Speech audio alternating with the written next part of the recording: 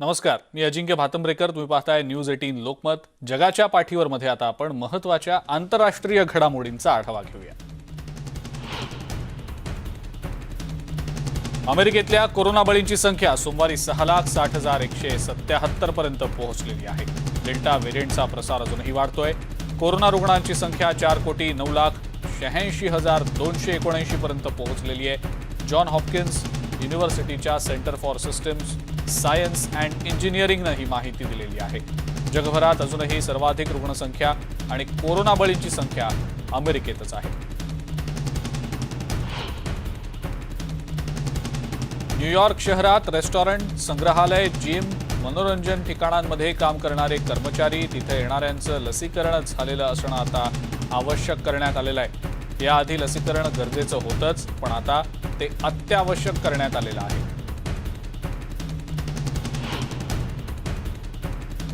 न्यूयॉर्कमधल्या शाळा सुरू झाल्या आहेत. लहान मुलांच्या मानसिक आरोग्यासाठी त्यांनी शाळेत जाणं गरजेचं आहे असं काही पालकांना वाटतंय. त्यामुळे शाळा सुरू झाल्याच्या निर्णयाचं अनेक पालकांनी स्वागत केलंय. 27 सप्टेंबरपर्यंत शिक्षकांनी सुद्धा पहिला डोस घेणं आवश्यक आहे. न्यूयॉर्क राज्यातल्या शाळांमध्ये विद्यार्थी आणि कर्मचाऱ्यांना मास्क लावणं अत्यावश्यक करण्यात आलेलं आहे. 2021 अखेरपर्यंत 5 वर्षांच्या मुलांचं सुद्धा लसीकरण होईल असं एफडीएच्या लसीकरण प्रमुखांनी सांगितलेलं आहे. घरून काम करण्याची म्हणजेच वर्क फ्रॉम होम करण्याची सुविधा थांबवल्यानं न्यूयॉर्कमध्ये 3 लाख कर्मचाऱ्यांना कार्यालयात जाणं आवश्यक राहणार आहे. पूर्ण लसीकरण किंवा आठवड्याला चाचणी करणं असे 2 पर्याय त्यांना देण्यात आलेले आहेत.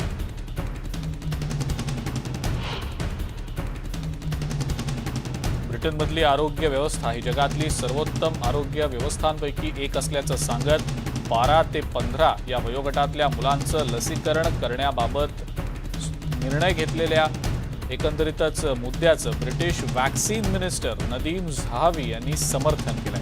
सोमवारी यूकेमध्ये लहान मुलांच्या लसीकरणाबाबतीतला निर्णय घेतला गेला. सोबतच येत्या हिवाळ्यातली स्थिती आणि सार्वजनिक ठिकाणी होणाऱ्या गर्दीच्या अनुषंगानं लसीकरण किती महत्त्वाचं आहे हेही सांगितलं गेलंय.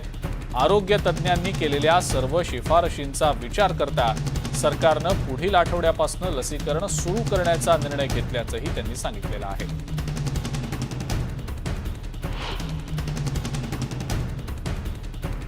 अमेरिकेच्या 3 अध्यक्षीय रिपब्लिकन पक्षाच्या दावेदारांनी राष्ट्राध्यक्ष जो बायडन यांनी अफगाणिस्तानमधलं युद्ध कसं संपवलं या सगळ्या पद्धतीवर जोरदार टीका केली आहे. जो बायडन प्रशासनानं सैन्य मागे घेण्याची प्रक्रिया ज्या पद्धतीनं राबवली ती अनियोजित आणि विरोधकांच्या टीकेला बळ देणारी होती असं या नेत्यांनी म्हटलंय. या टीकेला अमेरिकेचे संरक्षण मंत्री अँटनी ब्लिंकन यांनी उत्तरही दिलंय. अफगाणिस्तानमधनं सैन्य लवकर माघारी घेण्याच्या प्रश्नावर ब्लिंकन म्हणाले की आणखी काही वर्ष अफगाणिस्तानमध्ये अमेरिकन सैन्य राहण्यानं काहीही बदल झाला नसता. अमेरिकन सरकारनं तिथं वर्षानुवर्ष कोट्यवधींची गुंतवणूक केलेली आहे, पण यामुळे तिथलं लष्कर आणि सरकार स्वावलंबी होत नसेल तर येत्या काही वर्षातही त्यात कोणताही बदल होणार नाही हेच दिसल्यानं व्यवस्थित नियोजन करत बायडन प्रशासनानं ही सगळी प्रक्रिया पार पाडल्याचं ब्लिंकन यांनी सांगितलं.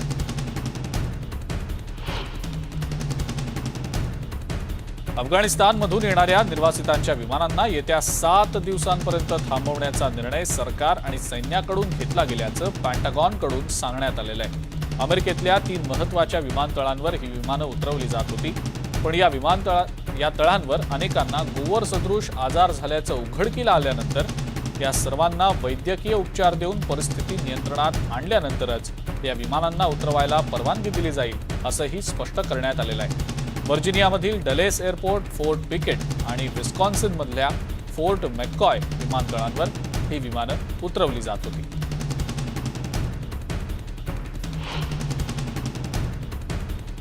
कॅलिफोर्नियामधल्या लागलेल्या वणव्यांच्या बाबतीत अमेरिकेचे राष्ट्राध्यक्ष जो बायडन यांनी माहिती घेत वाढत्या वणव्यांच्या घटनांबद्दल चिंता व्यक्त केलेली आहे. हवामान बदलाचे होणारे परिणाम आणि या परिणामांना रोखण्यासाठी करायच्या उपाययोजनांच्या बाबतीतली माहिती त्यांनी घेतली. एका नियोजनात्मक धोरणाची गरज असल्याचं मत व्यक्त केलं. कॅलिफोर्नियाचे गव्हर्नर गॅविन न्यूसोम यांच्यासोबत बायडन यांनी चर्चाही केली.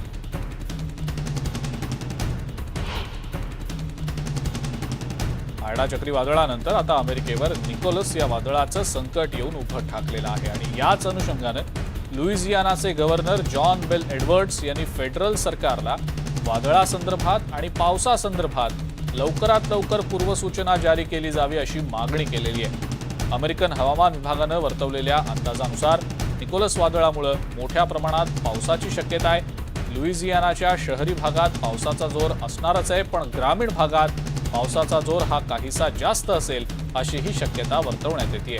अचानकपणे येणारा जोरदार पाऊस या पूरस्थितीला निमंत्रण देणारा ठरतो आणि जीवितहानी आणि वित्तहानी टाळण्यासाठी पूर्वसूचनेची गरज असल्याचं एडवर्ड्स यांनी पत्रकार परिषदेत म्हटलंय।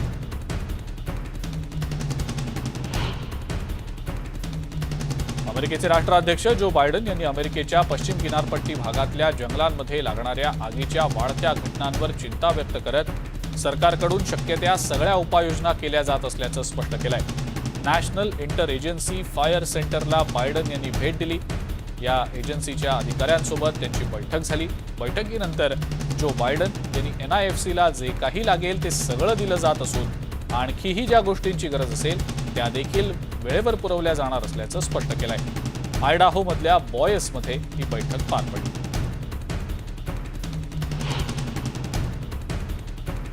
कॅलिफोर्नियात शनिवारी डोंगराळ भागात लागलेल्या वणव्यामुळे फ्रीवे बंद करण्यात आलेला होता।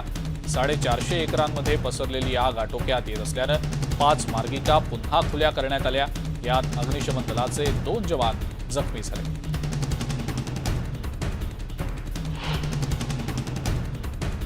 स्पेनमधल्या वणव्यावर नियंत्रणासाठी लष्करातल्या जवानांना पाचारण करण्यात आलं। सलग 4 दिवस हा वणवा धुमसतोय। आतापर्यंत वणव्यात 15,000 एकर जमिनीचं नुकसान झालंय। आतापर्यंत 2,000 रहिवाशांना अन्य ठिकाणी हलवण्यात आलेलं आहे।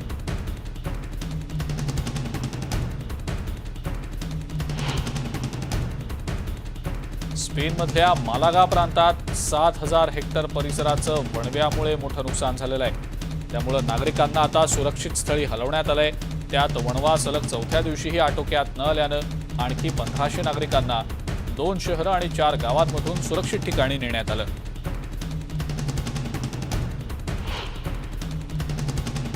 पाकिस्तान आणि पाकव्याप्त काश्मीरमध्ये रविवारी अतिवृष्टी आणि भूस्खलनामुळे अनेक घरांचं मोठं नुकसान झालंय। 17 जणांचा यामध्ये मृत्यू झालाय। ढिगाऱ्याखालून 11 मृतदेह बाहेर काढण्यात आले। काही घरं सुद्धा पाण्यामध्ये वाहून गेलेली आहेत। ॲबोटाबादमध्ये आई वडील आणि त्यांच्या मुलाचा मृत्यू झालाय, तर आणखी 3 जण जखमी झालेले आहेत। सध्या रस्ते मोकळे करण्याचे प्रयत्न केले जात आहेत।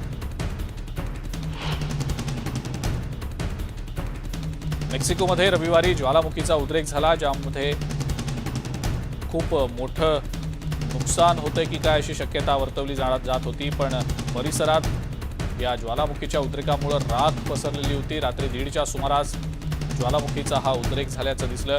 मेक्सिको शहर आणि परिसरातून सुद्धा हा ज्वालामुखी दिसत होता।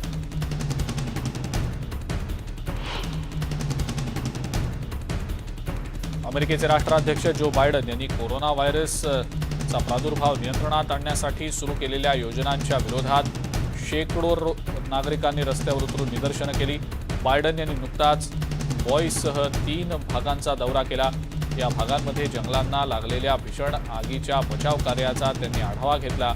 जंगलातल्या आगीच्या नुकसानाचं सर्वेक्षण करण्यासाठी आणि त्यांच्या आर्थिक अजेंड्याला चालना देण्यासाठी प्रोत्साहन देतानाच सगळ्या प्रकारची मदत करण्याचं आश्वासन सुद्धा बायडन यांनी दिलं। त्यांनी अमेरिकेच्या विविध भागांमधल्या जंगलांमध्ये लागलेल्या आगीच्या घटनांवर नियंत्रण आणण्यासाठी काम करत असलेल्या NIFCच्या अधिकाऱ्यांची भेटही घेतली। पण बायडन सरकार कोरोनाच्या नियंत्रणासह जंगलाच्या आगीवर नियंत्रण मिळवण्याबद्दल गंभीर नसल्याचा आरोप या आंदोलनकर्त्यांनी केलेला आहे।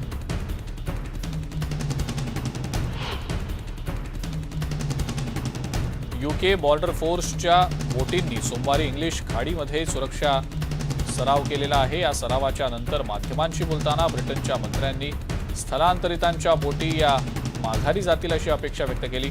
दरम्यान या सरावादरम्यान छोट्या बोटी मोठ्या संख्येनं सहभागी झालेल्या होत्या, तर जवळच काही मोठी जहाजं, काही मोठ्या युद्धनौका सुद्धा तैनात होत्या। गेल्या काही महिन्यात फ्रान्समधनं इंग्लिश खाडी ओलांडून ब्रिटनमध्ये प्रवेश करणाऱ्यांचं प्रमाण वाढलंय। यापुढे कोणत्याही प्रकारची परवानगी न घेता ब्रिटनच्या सागरी हद्दीत प्रवेश रोखण्याचा निर्णय आता ब्रिटन सरकारनं घेतलेला आहे।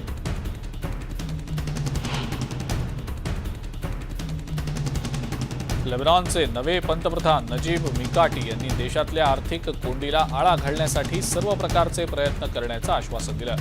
अस्थिर राजकीय स्थितीत विविध अडचणींवर मात करण्यासाठी सरकार वचनबद्ध असल्याचं मिकाटी यांनी म्हटलंय। देशातील सर्वात श्रीमंत पुरुषांपैकी एक असलेले मिकाटी यावेळी भावूक झाले होते, जे आपल्या मुलांना खाऊ घालू शकत नाहीत आणि ज्या विद्यार्थ्यांचे पालक त्यांना शाळेत पाठवू शकत नाहीत अशा विद्यार्थ्यांबद्दल आपल्याला सहानुभूती असल्याचं त्यांनी सांगितलं। परिस्थिती खूप कठीण आहे आणि आपल्या सर्वांनाच हे माहिती आहे, पण जर आपण लेबनीज म्हणून सहकार्य केलं तर त्याला सामोरं जाणं अशक्य नाही। नव्या सरकारची घोषणा होताच मिकाटी यांनी काही महत्त्वाच्या मुद्द्यांवरची घोषणा देखील केली आहे।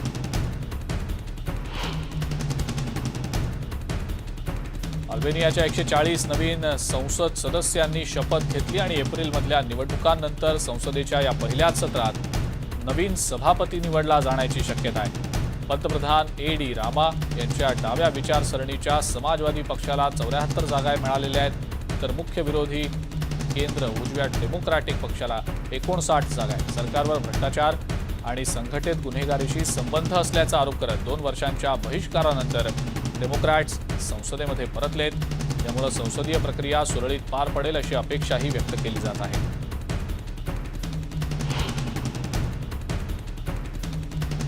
जपानमधल्या लसीकरणाचे प्रभारी कॅबिनेट मंत्री तारो कोनो यांनी प्रशासकीय लिबरल डेमोक्रॅटिक पार्टी अर्थात एलडीपीचं नेतृत्व करण्याच्या शर्यतीत आपली उमेदवारी जाहीर केलेली आहे। माजी संरक्षण मंत्री आणि परराष्ट्र मंत्र्यांनी मावळते पंतप्रधान योशिहिदे सुगा यांना पाठिंबा देतानाच पंतप्रधान पदाच्या आगामी निवडणुकांसाठी आपल्या नावाची घोषणा केली आहे।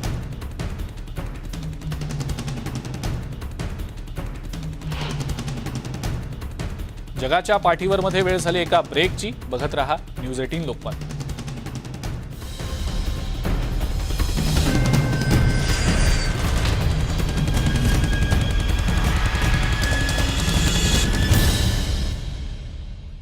ब्रेकनंतर जगाच्या पाठीवर मध्ये इतरही काही महत्त्वाच्या आंतरराष्ट्रीय घडामोडींचा आढावा घेऊया। 1 सप्टेंबरला नासाच्या पर्सिव्हरन्स रोव्हरद्वारे मंगळावर ड्रिल केलेले रोशेट अर्थात मार्टियन रॉकबद्दल सादरीकरण करण्यात आलं। ऑगस्टच्या सुरुवातीला पहिल्या नमुन्याच्या प्रयत्नादरम्यान अनपेक्षितपणे मऊ खडक कोसळला। मंगळ मोहिमेत असे अनेक खडक गोळा करण्यात आलेले आहेत। कॅलिफोर्नियाच्या पॅसाडेना इथल्या नासाच्या जेट प्रॉपल्शन प्रयोगशाळेतील उड्डाण नियंत्रकांनी दुसऱ्या चाचणीसाठी कठीण खडक पाठवण्यात आले। खडकाची पाहणी केल्यानंतर रोव्हरनं गोळा केलेल्या नमुन्याची खात्री करण्यासाठी ट्यूबचे फोटो काढले, जे पेन्सिलपेक्षा किंचितसे मोठे आहेत।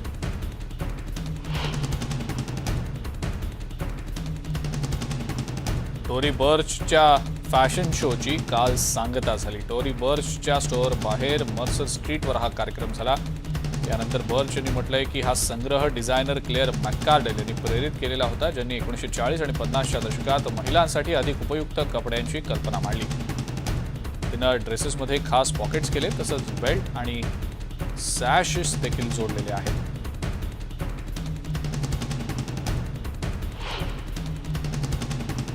आणि या सगळ्या महत्त्वाच्या आंतरराष्ट्रीय घडामोडींसह जगाच्या पाठीवर मध्ये वेळ झाली आहे इथंच थांबण्याची। जाता जाता महत्त्वाचं आवाहन, कोरोना प्रतिबंधक नियमांचं काटेकोरपणे पालन करा। घराबाहेर पडताना मास्क लावायला विसरू नका। सोशल डिस्टन्सिंग पाळा आणि सॅनिटायझरनं हात वारंवार स्वच्छ करा। बघत रहा न्यूज 18 लोकमत।